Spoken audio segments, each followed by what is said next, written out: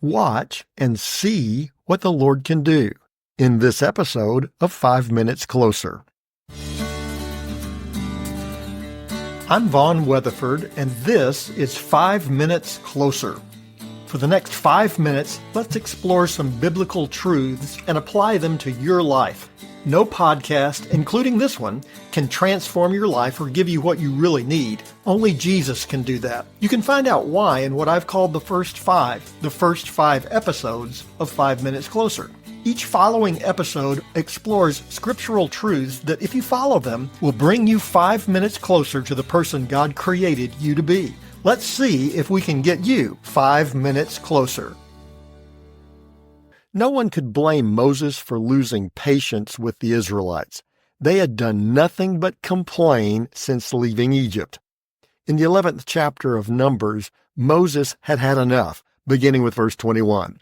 But Moses said, "The people among whom I am number 600,000 on foot, and you have said, I will give them meat, that they may eat a whole month. Shall flocks and herds be slaughtered for them and be enough for them? Or shall all the fish of the sea be gathered together for them and be enough for them?" And the Lord said to Moses, "Is the Lord's hand shortened? Now you shall see whether my word will come true for you or not." Moses had reached the end of his rope. God told him to tell the people, who'd been complaining they only had manna to eat, that God would provide them with meat. Moses realized how impossible that would be. They were in the desert. The closest butcher shop was 1,000 miles away. The only animal life was a few scorpions.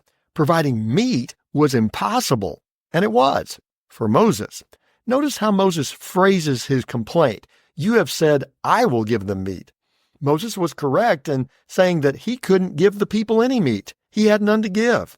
Moses, however, forgot who had made the promise.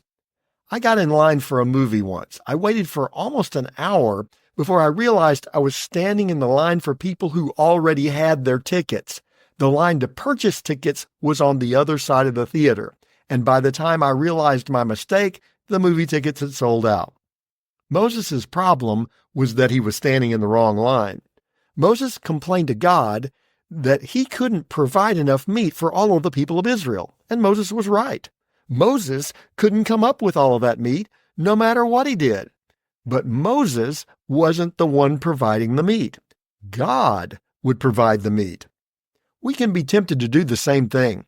God tells us to go into all the world, and we think, but I can't do that. We're correct.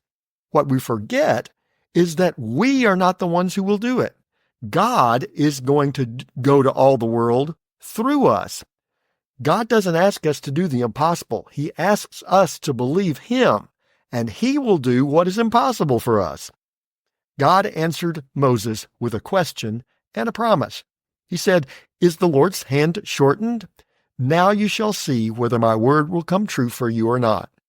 Too often we forget who God is. We forget that He is God, and we forget what that means. Ephesians chapter 1, beginning with verse 18, the Apostle Paul helps us remember who God really is.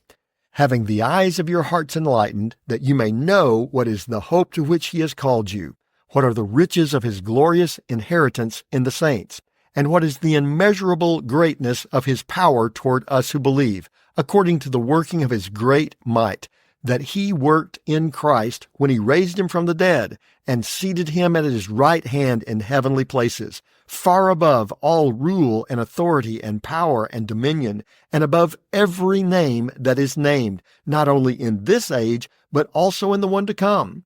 And He put all things under His feet, and gave Him as head over all things to the church, which is His body, the fullness of Him who fills all in all."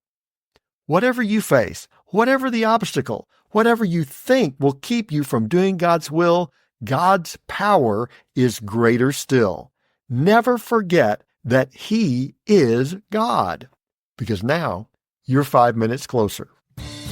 My prayer is that these 5 minutes have challenged you, inspired you, and caused you to consider applying God's message for your life from His Word. To find out more, visit our website at 5minutescloser.com. Join me next time to see if we can get you 5 minutes closer.